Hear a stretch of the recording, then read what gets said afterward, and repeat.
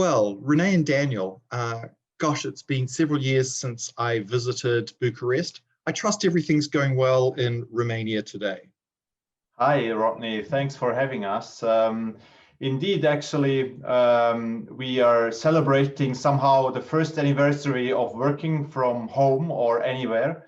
So we actually, on 11th March last year, we closed down our offices. But else, I think we are very happy that our people are safe, home mainly, and healthy, yes. Well, that's good. That's the most important thing. So Rene, let me just pick up on that. It must have been challenging continuing to work in teams, both with our folk and with clients. How did that work out? I mean, we were very happy and lucky to have from the very beginning already a certain IT infrastructure given, and our teams were already performing a lot of work online and in collaborative platforms. So the day we started working all from home, the whole collaboration could actually be performed as it would be in the office. And going further than in the whole pandemics, it was like this that some people, of course, from time to time go to the office. Most, however, are working from home. And I think we have managed it very well, basically by communicating even more than we already communicated before. Amongst us, but also with our clients, in order to really show the clients also that we are ready to help anytime. And of course, I think there is only, I would say, one downside, that our working days likely are longer nowadays. But nevertheless, I think it's now absolute new normal, and people embrace it. As I read recently, it's no longer a 40 hours a week, it's 10 times 4 hours a week. This is likely very true.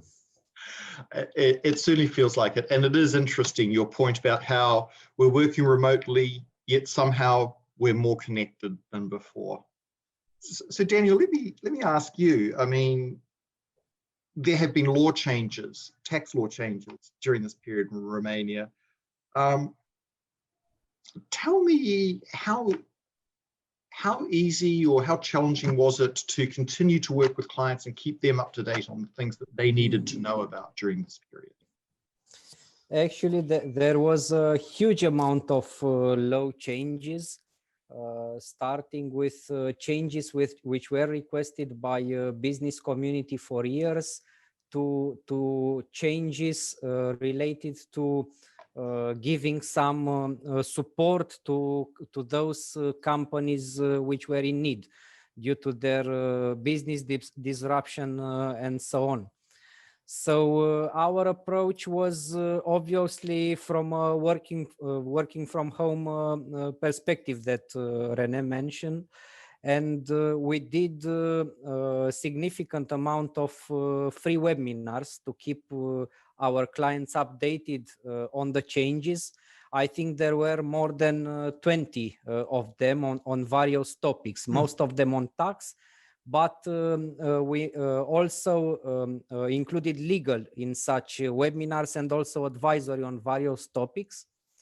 And from this, we followed a kind of maybe more comprehensive approach to speaking with clients, with our tax clients, who more of a sudden not only needed tax advice, but needed advice in a various of other areas like advisory, automation, legal, HR, and so on. So we also had a lot of initiative in discussing combined on several streams.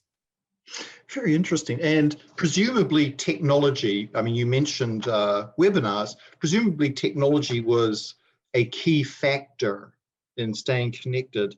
Tell me a bit about how that helped us with, with client engagements, and how we're starting to see that can help clients themselves.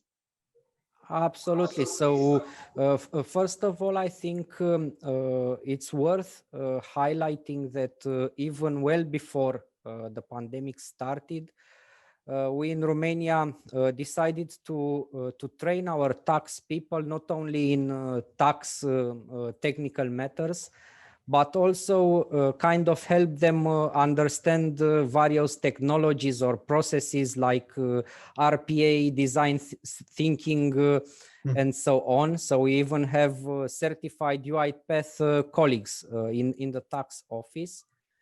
And as a consequence, we were able to look both internally and how we can optimize internal works. For example, we developed a timesheet application to support feeding in the timesheets which all of us are doing from inputs in the Outlook calendar, which is working and will be rolled out to the whole company in a couple of weeks. Wow. This, for example, is saving 1.5 days per year for each colleague. Wow. So you can multiply this by several hundred colleagues. But this is on the internal side. On the external side, we developed both off-the-shelf tools, like, for example, KPMG Corporate Tax Manager, we call it. It's an off-the-shelf corporate tax computation and tax filing tool addressing 100% Romanian market requirements, or other, let's say, maybe more customized tool towards tax reimagined kind of solutions in the area of local taxes, for example. Gosh, so just a lot on the technology front. Just fascinating, Daniel. So René, let me ask you, I mean, so we're 12 months through the pandemic, at least. Things are going very busily in terms of technology and staying connected with clients. What is the investment outlook like today in Romania? I mean, again, looking back 1 year ago, I think it was in the first April week where we had our first webinar to our clients. And I exactly remember that we were saying, okay, how many clients will actually connect? Because we felt somehow the eagerness to learn about potential incentives, tax changes, but also how to deal with certain things on working from home. And we had 1,000 clients really connecting actively for a 2-hour seminar. And this was a blast at the end of the day. I mean, we could not believe. Usually, you have like you had 100 people in the room when you had average seminars, and we really felt how concerned the people were, and also concerned about how the business will evolve.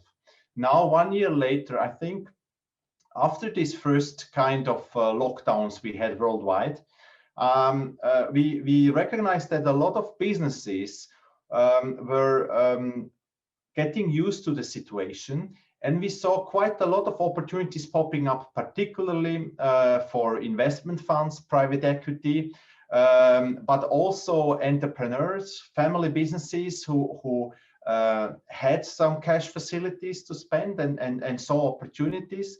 And since Romania is considered as one of the countries maybe benefiting the most from a certain pull away from Asia, I think there is a lot going on currently, and there will be a lot going on in future. So we are involved in quite some M&A transactions on sales side as well as on buy side.